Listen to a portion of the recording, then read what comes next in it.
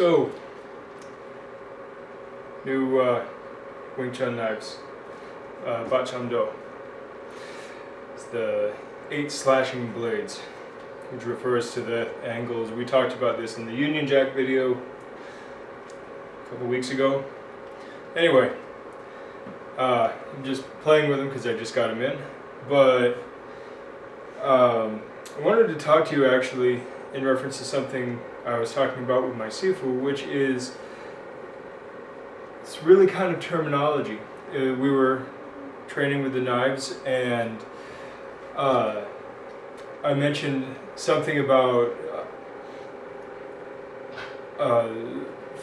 trying to find something's, function and limits, because any weapon you can figure out, at least melee weapons. Mechanical weapons get a little more complicated, at times they can, and take a little bit more figuring out. But even then, once you have kind of a ground rule for what most of those mechanical weapons are, it's not that difficult. But for weapons, once you figure out structure and function and the limits, you can kind of deal with just about anything if you're clever. And you're going to hear me say that a lot. If you're clever, if you're keen.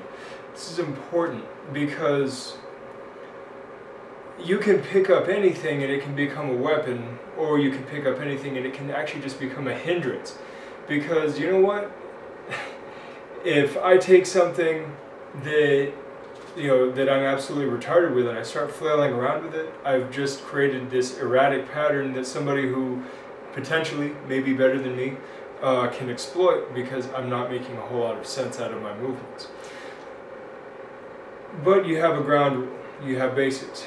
For melee weapons, especially for slashing, clubbing, or chopping weapons, you have, the Union Jack or the Compass Rose, however you would like to, to use, however you'd like to reference, But this brings up an interesting point, because my Sifu said, she paused and she goes, "Now that's interesting, you say limits, but when I'm thinking of this stuff, I'm thinking, how far can we take it?" And this is an interesting point, something I should cover on a Black Sunday. Maybe I will do this next Black Sunday. I value negativity highly, because negativity, unlike positivity, is not so fluffy, and so it takes less quantity to get the same quality, and therefore negativity really shows you a lot of important things. It's making mistakes. At least myself, I learn better by making mistakes than I do by doing it right. Negative comments lets me know something's not working, and I should evaluate, or at least consider it. There's all sorts of things you can think about. It's the shadows that define the light. Otherwise, all the color and brightness that we have in the world doesn't mean a whole lot. The shadows are what define it. And so yes, it is important to say, how far can we go with this? I think that's a fantastic outlook. But at the same time, realistically, functionally speaking, you need to ask yourself, what are the limits? Now, once again, and I can't remember for the life of me who this quote is by, but said something to the effect of, only those who dare to go too far know how far they can go. And that is an important distinction to make, because when you're thinking in terms of of progress and evolution, you're never going to get anywhere by playing it safe. So you have to be a little positive and perhaps a little stupid, and push and push and push and dare to go too far. It's necessary, but at the same time, it is that very venture that lets us see where the limits are, and it lets us get better definition, and that definition is what allows us to create a set of laws or rules or whatever that kind of govern the next set of data or the next equation that we have to solve.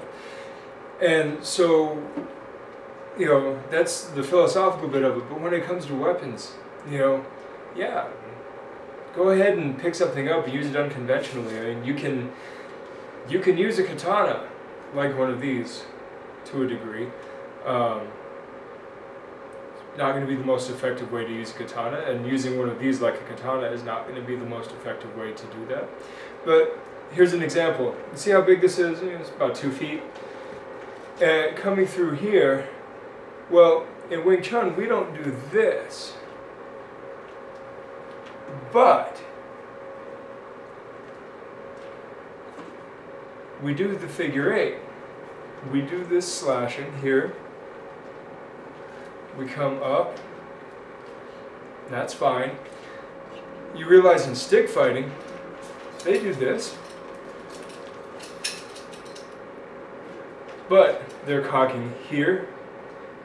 This isn't particularly great for knife fighting, but it works beautifully for stick fighting. Interesting point.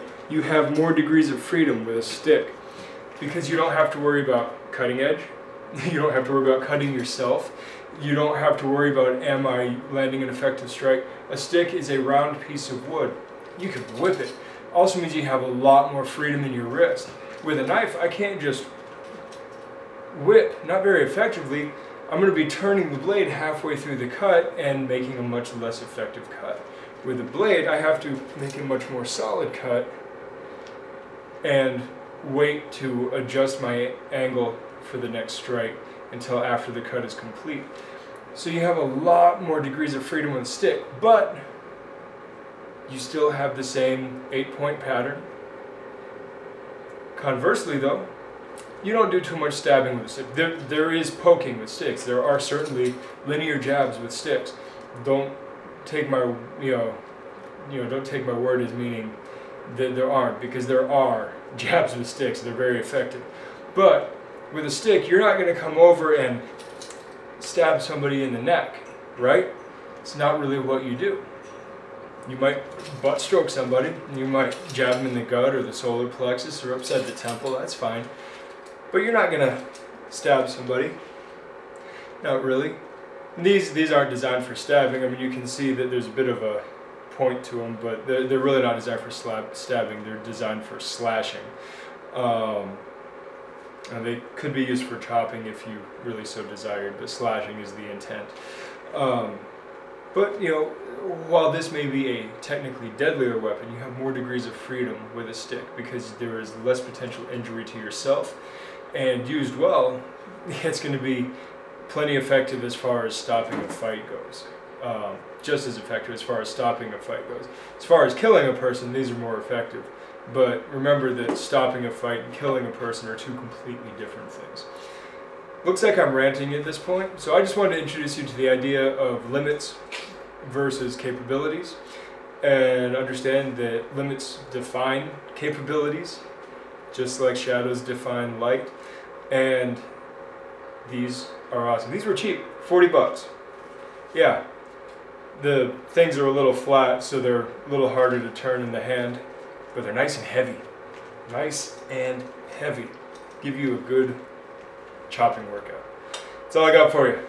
Good journey.